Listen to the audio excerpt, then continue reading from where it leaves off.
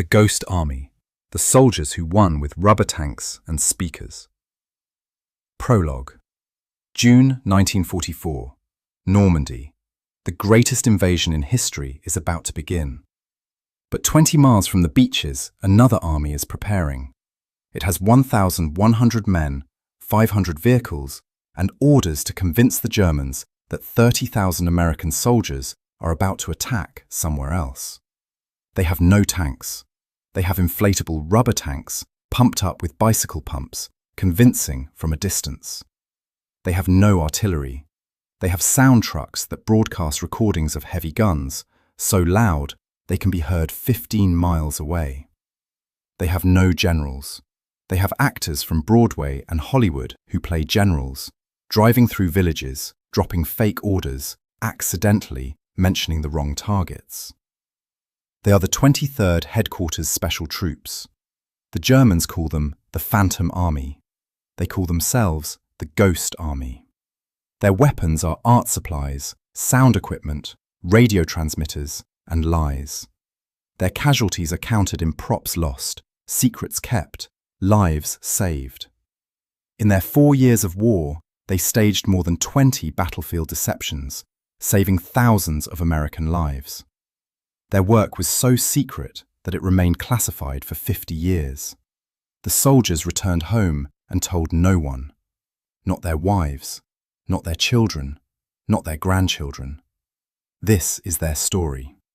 The story of the soldiers who won with rubber and speakers. Part 1. The Invisible Division. The idea was born in the mind of a British officer named Jasper Maskelyne, a stage magician who used his skills to create illusions in the North African desert. But it was the Americans who made it an institution. In January 1944, Colonel Harry L. Reeder assembled a group of artists, architects, sound engineers, and radio operators. Their mission: to create a new kind of warfare, deception on a grand scale. The 23rd Headquarters Special Troops was given a unique structure. It had 4 units: the 603rd Camouflage Engineers, artists, set designers, sculptors; the 3,132nd Signal Service Company, radio operators who could mimic the radio traffic of any unit; the 406th Combat Engineers, who built the props; and the 3,133rd Signal Company Special, the sound effects unit, using massive speakers mounted on trucks. The unit was told it would never fire a shot. Its weapons would be paint, canvas, plywood, and wire. Its mission: to make the enemy see what was not there, to make them believe what was not true, to make them attack where there was nothing. The men were recruited from art schools, advertising agencies, and Broadway stage crews. Among them were future fashion designers, famous painters, and Hollywood set designers. They were given inflatable tanks, fake artillery pieces, and dummy aircraft. They practiced blowing up their creations and building them again. They learned to become an army overnight. The secrecy was absolute. The soldiers were told that if captured, they were to destroy everything: the manuals, the equipment, the secrets. They were not to speak of their work to anyone. The unit was so secret that it did not appear on any official roster. Part 2. The Artists and the Actors. The 603rd Camouflage Engineers was a gathering of talent that would have been the envy of any museum. Among its members were Bill Blass, who would become one of America's most famous fashion designers; Ellsworth Kelly, the minimalist painter; and Arthur Singer, the wildlife artist. They were joined by sculptors, architects, illustrators, and set designers from Broadway and Hollywood. They spent their training learning to create deception. They studied how light fell on a tank, how shadows changed with the sun, how distance blurred details. They learned to paint perspective on canvas, to build frames that looked like buildings from one angle and disappeared from another, to create an entire airfield overnight. Meanwhile, the unit's officers were often not officers at all. Many were actors, recruited for their ability to impersonate rank. They were given uniforms, briefed on the manners of generals, and sent into French villages to be seen in the right places. They would have lunch at cafes, drop a map accidentally, or be overheard discussing a non-existent attack. The Germans, watching from the hills, would report that a division was massing in one place while the real attack happened elsewhere. One of them, Captain Fred Mayer, had been a stage actor in New York. He remembered, "I played a colonel for 3 weeks. I had to learn to order people around, to look important, to seem busy. I'd walk into a village, ask about billeting, complain about the traffic, and then, just loud enough for the spy in the corner to hear, I'd say, 'We'll need more fuel for the tanks when they come through tomorrow.' I had no idea if it worked, but they never attacked where we said we'd be." Part 3. The Tools of Deception. The Ghost Army's arsenal was unlike any other. Inflatable tanks, full-sized, weighing 90 pounds, pumped up with a bicycle pump in 15 minutes. Inflatable artillery pieces, inflatable jeeps, inflatable trucks. From the air, they looked real. From a distance, they looked real. Only up close could you see the canvas seams, the rubber valves. They had sound effects recordings stored on massive wire spools. The sounds of tanks moving, trucks passing, men shouting, engineers building bridges. These were broadcast through powerful speakers mounted on half-tracks, creating the illusion of a massive army on the move. The sounds could be heard up to 15 miles away. They had radio operators who could mimic the Morse code signals of any unit. Each American division had a distinct fist, the rhythm and pattern of its radio operators. The Ghost Army's signalmen learned to copy those rhythms perfectly, sending fake orders, fake supply requests, fake intelligence reports. The Germans listened and believed. They also had the visual deception team, artists who created fake unit patches, fake vehicle markings, fake command posts.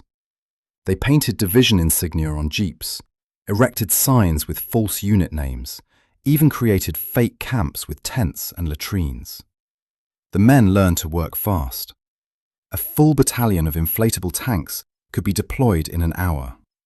A fake airfield, complete with dummy planes and fuel trucks, could be set up overnight.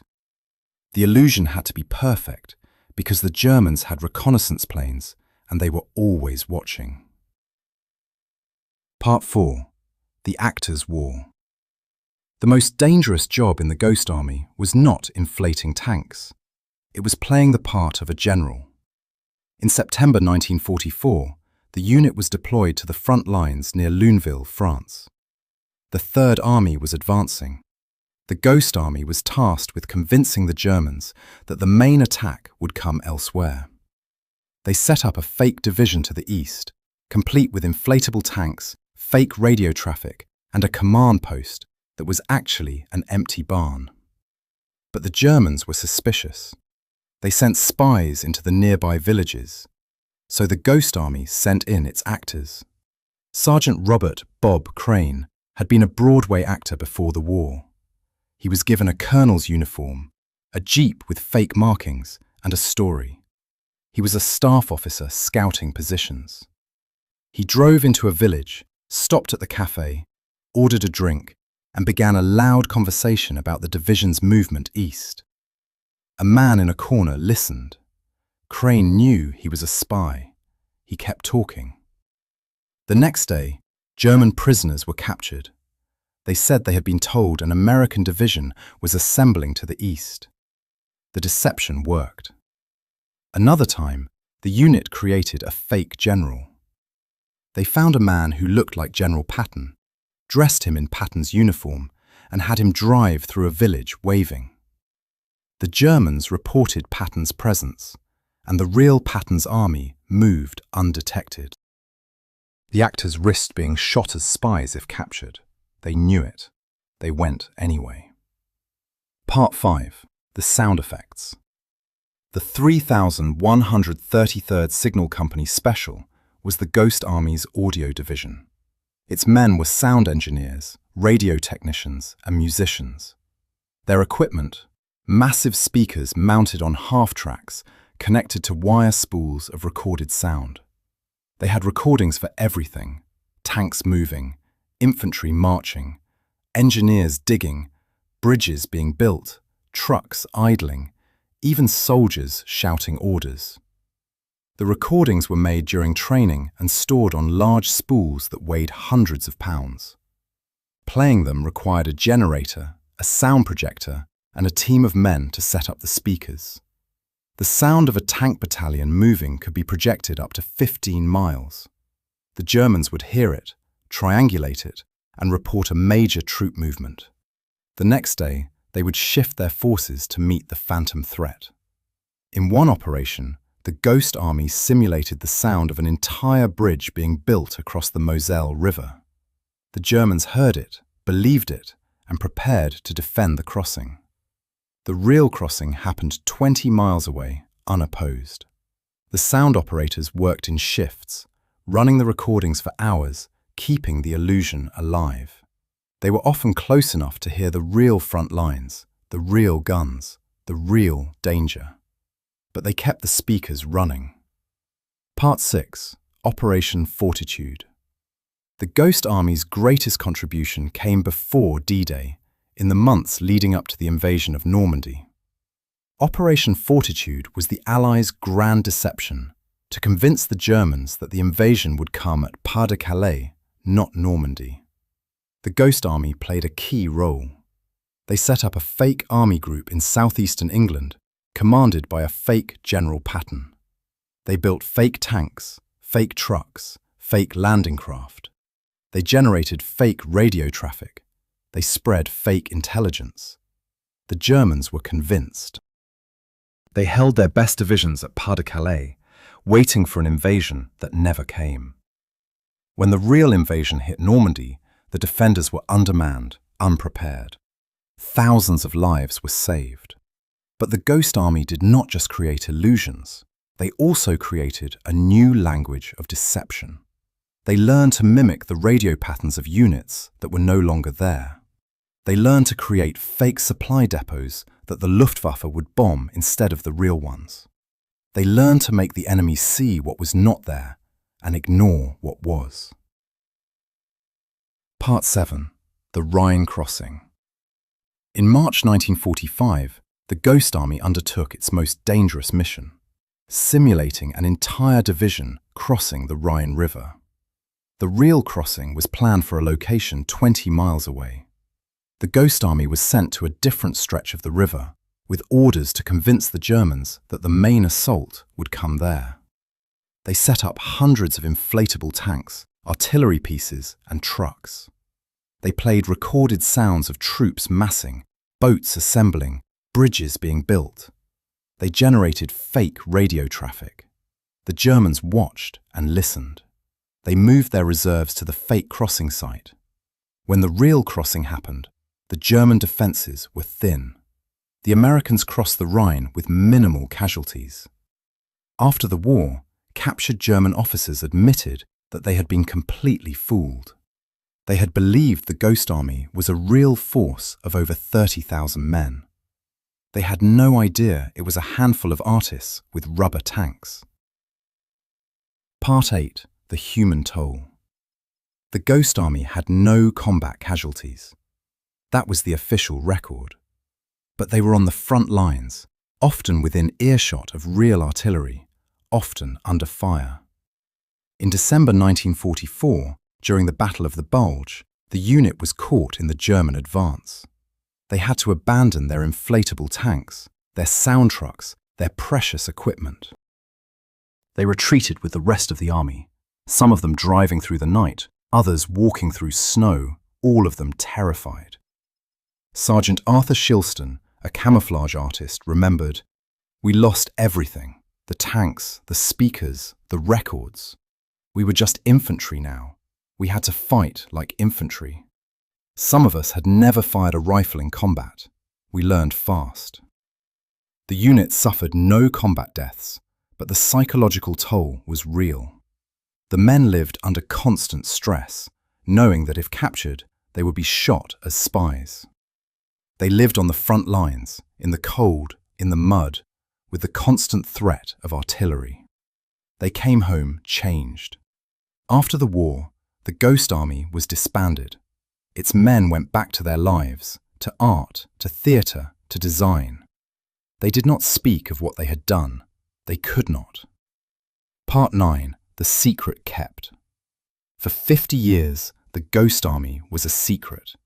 The soldiers returned home, married, had children, built careers. They did not talk about the war. They did not talk about inflatable tanks or sound trucks or fake generals. They told their families they had been in a camouflage unit. That was all. Bill Blass, the fashion designer, never spoke of it. Ellsworth Kelly, the painter, never mentioned it.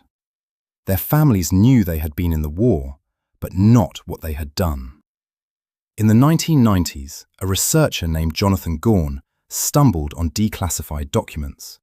He began interviewing veterans, many of whom were still alive. Slowly, the story emerged. The inflatable tanks, the sound trucks, the actors playing generals, the deception that saved thousands of lives. The survivors held a reunion. They were old men now, grey, wrinkled, but when they saw each other, they laughed, they cried, they remembered. They talked about the rubber tanks that leaked, the sound trucks that broke down, the fake generals who forgot their lines. They talked about the war they had won with lies and art. Part 10. The Legacy. In 2015, the Ghost Army was awarded the Congressional Gold Medal. The surviving veterans in their 90s came to Washington to receive it. They stood in the Capitol, in their old uniforms, medals on their chests, and finally, after 70 years, they were recognized. They were artists, actors, engineers, men who had never fired a shot, who had never taken a hill, who had never liberated a town. But they had saved lives. They had deceived the enemy. They had won the war with rubber tanks and speakers. The Ghost Army's story is not about battle. It is about imagination, about creativity, about the power of ideas. It is about men who turned deception into an art form and saved thousands of lives in the process. Their legacy is not in museums, though some of their inflatable tanks are preserved. It is in the lives they saved. The soldiers who crossed rivers without being shelled. The towns that were liberated without being destroyed. The families that were not torn apart. And it is in the men themselves, the artists who became famous, and the actors who returned to Broadway, and the engineers who built the post-war world. They never forgot the war, but they never spoke of it. They kept the secret until the end. Now the secret is out. The Ghost Army is remembered, and the lesson they left is simple. Sometimes the most powerful weapon is not the one that kills, but the one that deceives. The 23rd Headquarters Special Troops Operational, January 1944 to July 1945. Personnel, 1,100 men. Operations, 20 battlefield deceptions. Casualties, 0 killed in combat. Lives saved, estimated 15,000 to 30,000. Classified for 50 years. Congressional Gold Medal, 2015. Last surviving veteran died in 2020. In memory of the artists, actors, and engineers who won with rubber and speakers.